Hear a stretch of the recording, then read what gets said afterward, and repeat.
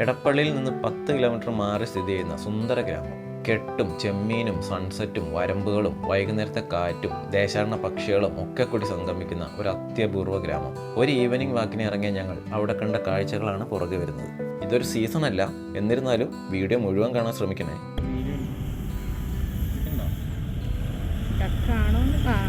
Evening 4:30 ആയപ്പോൾ ഞങ്ങൾക്കൊരു തോന്നൽ, എങ്ങോട്ടേലും പോയാലോ എന്ന്. മനസ്സിൽ വന്ന ഫസ്റ്റ് ഓപ്ഷൻ കടമക്കുടിയായിരുന്നു.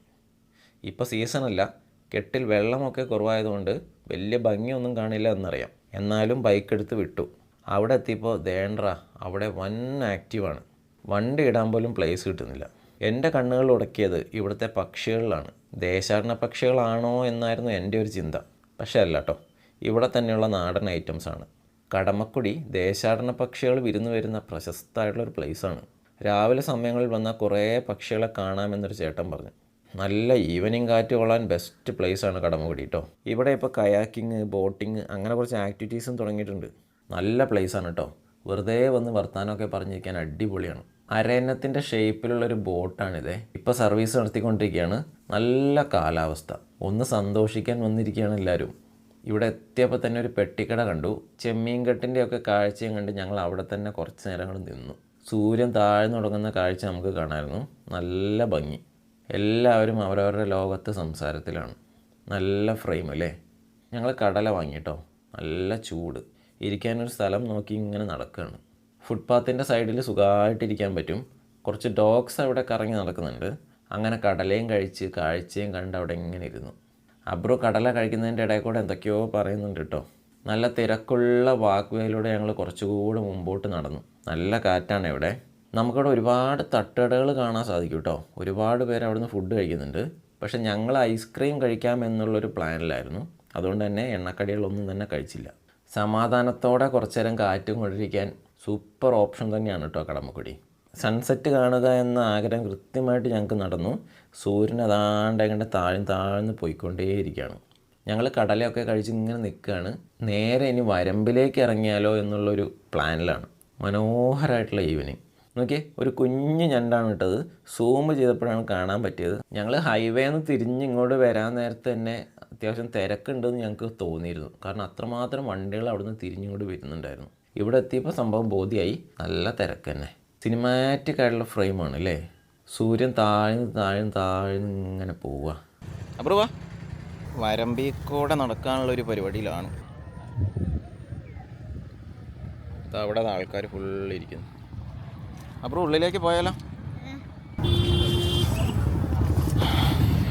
നല്ല കാറ്റ്, വെള്ളം പറ്റിയിട്ടേ ഫുള്ളൊരു ചെളി വെള്ളം പോലെയാണ് ഫുള്ള്.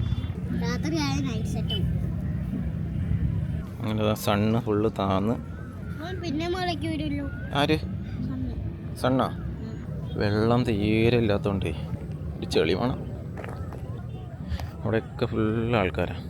നമ്മളിപ്പോൾ ഉള്ളിലേക്ക് ഇപ്പോൾ കുറേ നടന്നു വന്നു കേട്ടോ. നമ്മൾ നേരത്തെ കടലയൊക്കെ കഴിച്ചിരുന്നത് അതാണ്ട് അവിടെ. അപ്പോഴാണ് ഒരു അത്ഭുതം സംഭവിച്ചത്. മൊത്തത്തിലൊരു നീല കളറായി മാറി ഫ്രെയിംസ് മൊത്തം.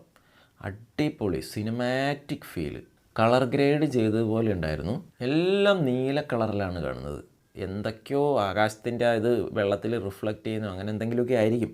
ഈ വരമ്പുകളുടെയൊക്കെ ഏകദേശം നടുക്കെത്തിണ്ട് കേട്ടോ. ഇവിടെ നിന്നാണ് നമ്മളിപ്പോൾ വന്നത്. ഇതിപ്പോൾ നമ്മൾ അങ്ങോട്ട് പോകണ്. പിന്നെ ഇതാ പോയി ഇതാ അവിടെയൊക്കെ അത് ആൾക്കാരിയ്ക്കുന്ന കാണാം. പക്ഷെ ആ ഒരു നീല കളർ എങ്ങനെ വന്നു? ഈ വരമ്പേ കൂടെ ഒരുപാട് പേരാണ് നടക്കുന്നത് കേട്ടോ. നല്ല രസമാണ് നടക്കാൻ. നല്ല കാറ്റാണ്. ഒരു സ്വല്പം കൂടെ വെള്ളം ഉണ്ടായിരുന്നെങ്കിൽ നമുക്കൊരു വൃത്തി കൂടെ ഫീൽ ചെയ്തേനെ. ഇതിപ്പോൾ നമുക്ക് ആ ചെളി ഇങ്ങനെ മുകളിൽ കാണാൻ പറ്റും. വെള്ളം അല്പം കൂടെ ഉണ്ടെങ്കിൽ ചിലപ്പോൾ നമുക്ക് ഈ വരമ്പിൽ കൂടെ നടക്കാൻ തന്നെ പറ്റിയെന്നുണ്ടാവില്ല അല്ലേ. നമ്മൾ കടല മേടിച്ച് എന്തായാലും നന്നായിട്ടോ. കയ്യിലുണ്ടായിരുന്നുകൊണ്ട് അതും കുറിച്ചുകൊണ്ട് ഇങ്ങനെ നടക്കാൻ പറ്റി. ആ നടത്തത്തിൻ്റെ ഒരു രസം കൂടുകയും ചെയ്തു. എല്ലാ ഞായറാഴ്ച ഞങ്ങളിങ്ങനെ പുറത്തേക്ക് എങ്ങോട്ടെങ്കിലുമൊക്കെ പോകാൻ ശ്രമിക്കാറുണ്ട്. ഇന്ന് നമുക്ക് ഉച്ചവരെ ഞങ്ങൾ വീട്ടിലിരുന്ന് എന്ത് ചെയ്യും എന്ന് ആലോചിച്ചു. വൈകുന്നേരത്തെ പെട്ടെന്നുള്ളൊരു തോന്നൽ ഇങ്ങോട്ട് വന്നതാണ്. മൈൻഡ് റിലാക്സ് ആക്കാൻ ഇത്തരത്തിലുള്ളൊരു യാത്രകൾ അത്യാവശ്യമാണ്. വീണ്ടും ഒരു അത്ഭുതം സംഭവിച്ചു. കുറച്ച് ദൂരം വരമ്പിലൂടെ നടന്നിട്ട് തിരിച്ച് റോട്ടിലേക്ക് വരാൻ നേരത്ത് ആകാശം വീണ്ടും മാറി. ആ അറ്റ്മോസ്ഫിയർ വീണ്ടും മാറി. അവിടെ മൊത്തം ഒരു ചുവന്ന കളറായി മാറി മൊത്തത്തിൽ. നല്ല രസമാണ് അല്ലേ ഫ്രെയിംസ് കാണാൻ. വീണ്ടും സിനിമാറ്റിക് ആയിട്ടുള്ളൊരു ഫ്രെയിം ഞങ്ങൾക്ക് കടമക്കുടി സമ്മാനിച്ചു. തിരിച്ച് റോട്ടിലെത്തിയപ്പോഴേക്കും അത്യാവശ്യം നല്ല ഇരുട്ടായിട്ടോ. ലോ ലൈറ്റ് ആയതുകൊണ്ട് അത്യാവശ്യം ഗ്രെയിൻസ് ഒക്കെ നിങ്ങൾക്ക് ഫീൽ ചെയ്യുന്നുണ്ടാവും അല്ലേ. ഇനി നമ്മളൊരു ഐസ്ക്രീം കഴിക്കാനുള്ള പ്ലാനിലാണ്. ഈ ഫ്രെയിം എങ്ങനെയുണ്ട് ഗൈസ്? നല്ല രസമല്ലേ? ആ ഡോഗ് ഇരിക്കുന്നതൊക്കെ എന്തൊരു രസത്തിലാണെന്ന്. ഐസ്ക്രീം നമ്മളിങ്ങനെ എൻജോയ് ചെയ്ത് കഴിക്കുകയാണ് കേട്ടോ. അബ്രു നോക്കി ആ എൻജോയ്മെൻറ്റിൻ്റെ എക്സ്ട്രീമിലാണ് കഴിച്ചുകൊണ്ടിരിക്കുന്നത്. വാവ്, ബ്യൂട്ടിഫുൾ. ആ വണ്ടികളുടെ ലൈറ്റ് വെള്ളത്തിൽ കൂടെ റിഫ്ലക്റ്റ് ചെയ്തിട്ട് നോക്കി, സൂപ്പർ.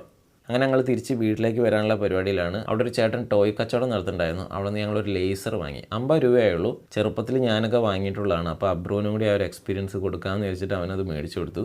അവനെ നല്ല ഇഷ്ടപ്പെട്ടു കേട്ടോ. അപ്പോൾ ഗൈസ്, ഇതൊരു ചെറിയ ഫാമിലി വ്ളോഗായിരുന്നു. അപ്പോൾ നെക്സ്റ്റ് വീഡിയോയിൽ കാണാം. ബൈ.